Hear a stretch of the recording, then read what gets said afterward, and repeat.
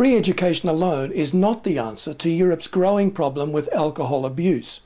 In England and Wales, the government is now spending £7 million on TV advertisements that deal with the physical dangers of alcohol abuse. The problem, of course, is particularly acute among young people. Britain still has one of the highest rates of teen alcoholism in the entire European context. Young people see how cheap alcohol is and how readily available it is in our supermarkets, and they think that it's a perfectly harmless substance, when in fact nothing could be further from the truth. Back in 2005, the British government abolished well-established licensing laws and allowed pubs and clubs to stay open 24 hours a day if they so desired.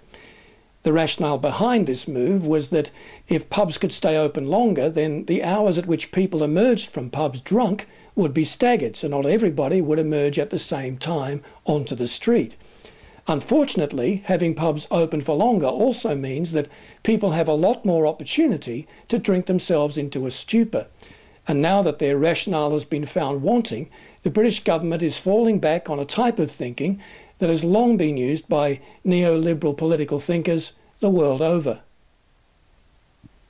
The thinking goes something like this. The first step is you must abolish all draconian laws, because laws are really just intrusions into people's privacy and their personal expression.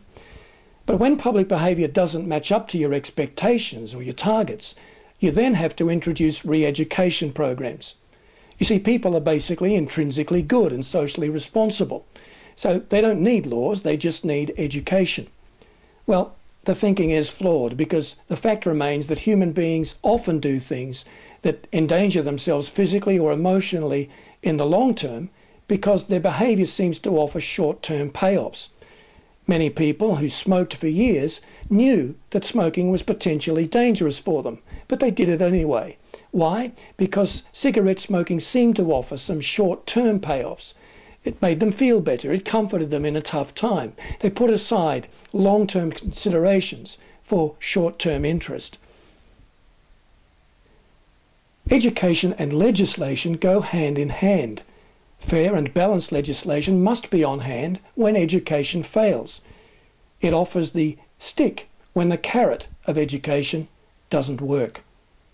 You can read my full editorial on this subject at the website 2020plus.net, and don't forget to leave your comments. Bye for now.